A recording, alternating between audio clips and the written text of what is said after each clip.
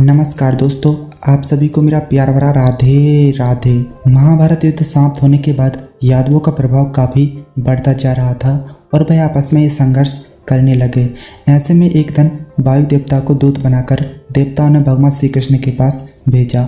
वायुदेव ने भगवान श्री कृष्ण से कहा कि देवताओं ने कहा है कि आपने पृथ्वी पर फैले पाप का अंत करने के लिए अवतार लिया था और अब आपका कार्य पूरा हो गया है। अगर आपकी इच्छा हो तो आप अपने लोक वापस आ जाएं, और यदि आपकी अभी और पृथ्वी पर रहने की इच्छा हो तो आप रह सकते हैं। भगवान श्री कृष्ण ने कहा कि जब तक यदुवंशियों का अंत नहीं हो जाता तब तक पृथ्वी का भार कम नहीं होगा, इसलिए अब मैंने इनके अंत की व्यवस्था कर दी है और अब केवल 7 दिनों के अंदर मैं भूलोक का त्याग कर दूंगा। भगवान श्री कृष्ण के ऐसा कहने के बाद वायुदेव वापस चले गए, लेकिन द्वारिका में अपशगुन के बादल मंडराने लगे।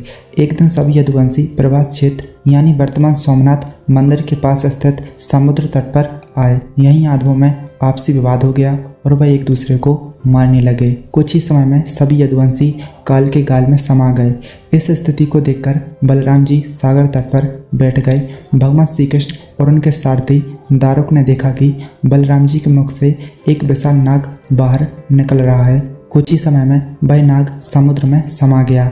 इस तरह बलराम जी, जो शेषनाग के अवतार थे, शरीर त्याग कर क्षीर सागर में चले गए। बलराम जी की देह त्याग के बाद भगवान श्री कृष्ण ने अपने सारथी दारुक से कहा कि अब मेरे भी जाने का समय हो गया है, इसलिए मैं योग में लीन होने जा रहा हूँ। द्वारिका में जो लोग बच गए हैं उन सभी को कह देना कि अर्जुन के आने के बाद वह द्वारिका को छोड़कर उनके साथ चले जाएं, क्योंकि अर्जुन के द्वारिका से जाने के बाद मैंने समुद्र से जो भूमि द्वारिका नगरी बसाने के लिए ली थी, समुद्र से डुबो देगा। उस समय केवल मेरा भवन ही शेष रह जाएगा। इसके बाद भगवान श्री कृष्ण योग में लीन हो गए और जरा नामक शिकारी ने भगवान श्री कृष्ण के पैर को मृग की आंख समझकर दूर से बाण चला दिया। इस बाण के लगते ही भगवान मूर्छित हो गए और वापस अपने वैकुंठ धाम लौट गए। जब अर्जुन द्वारिका पधारे और सबका हाल जाना तो उन्होंने यदुवंशियों के सब पहचान कर उनका अंतिम संस्कार किया।